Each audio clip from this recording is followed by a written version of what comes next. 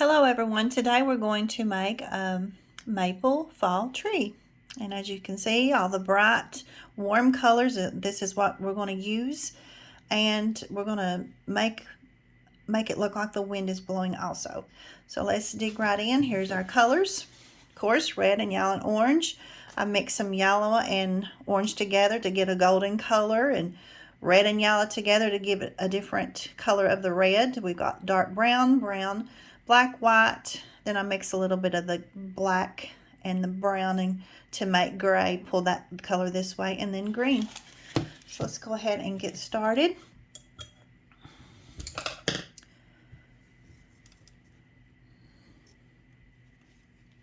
So I've got my dark brown, and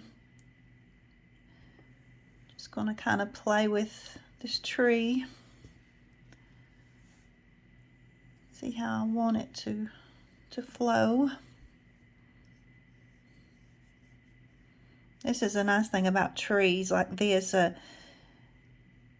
You know, you're doing this from your imagination, so your tree can be how it wants to be. Doesn't have to be perfect. In fact, they're all different. This one's kind of being a little bit forward. That's all right. Maybe something was stopping it growing straight. Of course, remember the bottom of the trunk is going to be wider than the top of the trunk. Right here, I'm thinking of the letter V when I pull my branches off to the side. Maybe there's a branch here going toward the back. Need some more paint. One going this way. But I'm still using, see the letter V? I'm still doing that. Here it's going to part again. My grandmother taught me how to do this. So this is a real quick tree. I don't want to put a lot of time in the branches because I'm going to cover most of the branches up with the leaves.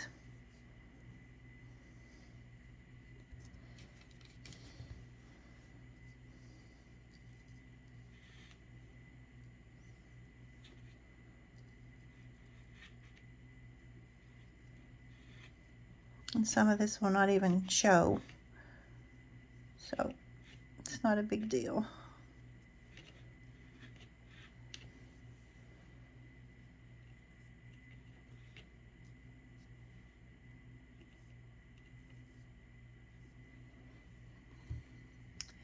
This branch needs to be a little bit thicker and darker because you can be able to see it a little bit better.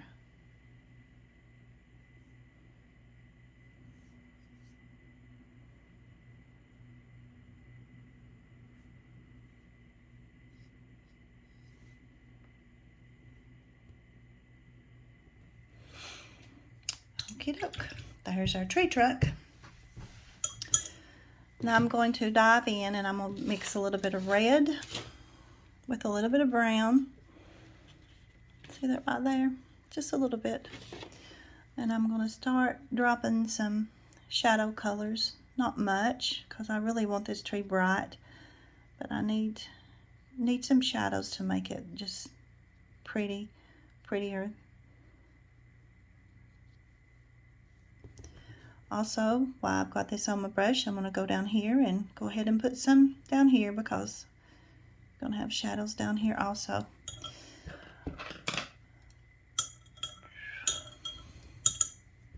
So now that was a round brush. This one was a round brush, but my grandson found the scissors the other day. But it actually makes awesome leaves. I'm going to just put a little bit of green, just here and there to add a variety. But you know, when you look at a tree, some of the leaves change at different times than the others. So it's good to just, you know, really look at the leaf before you get started. In fact, I've got 2 red leaves here that I need to show you. I know it's forgetting something.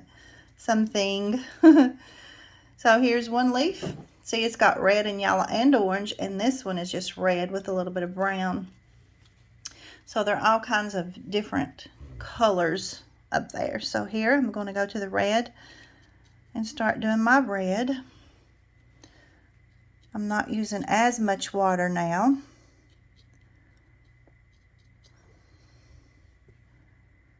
So if you have Q-tips, you can use this same method with Q-tips, and it makes a real pretty tree also.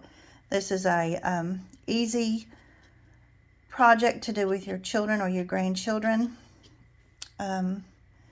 Just anything little, you can just dip into the paint. You can actually even let them do their fingerprints if they're tiny.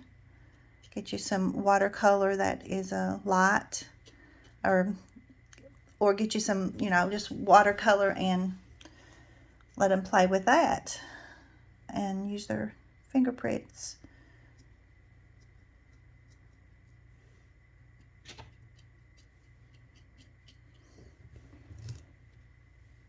Now, every now and then you're going to see the wind blow. When you see the wind blow, these leaves just kind of float this way and that way down.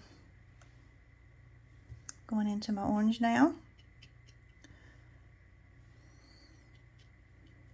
Just pulling these colors.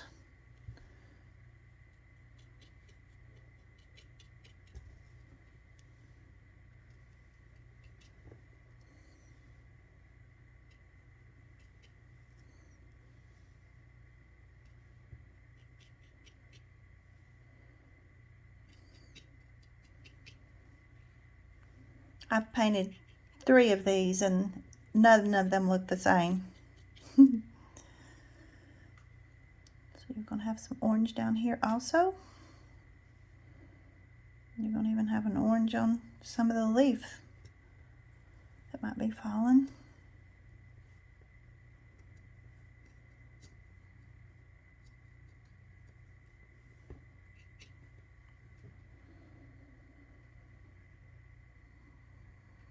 Now we've got some yellow.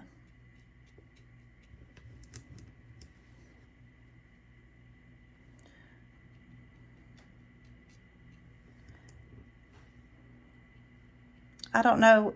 I can never decide what is my favorite tree. Every time I walk into the woods, I find, oh, well, that's my favorite one. Look at those colors. So it's a nice time to just go and enjoy the colors. Another thing you can do is you can turn your brush, especially one like this, different directions. That'll give you a different shape on the leaf. If you're using a Q-tip, you could dot some and then pull some. That'll give you different texture on your tree. And I want it to go off the page like it's humongous, tree. Got some yellow ones falling too.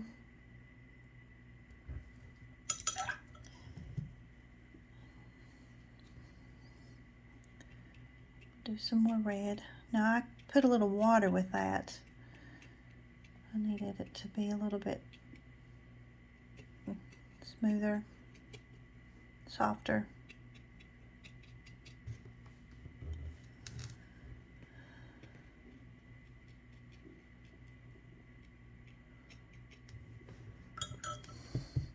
So just do that. Keep playing with it. And I'm going to stop here. You take the same colors that you use at the top and you put at the bottom and just kind of just layer it through. This is a messy painting, but it's also a very pretty painting, especially when you get back and look at it and step back and you can see all the colors just coming together. But that's how you do a fast fall tree. I hope you enjoy this. Bye.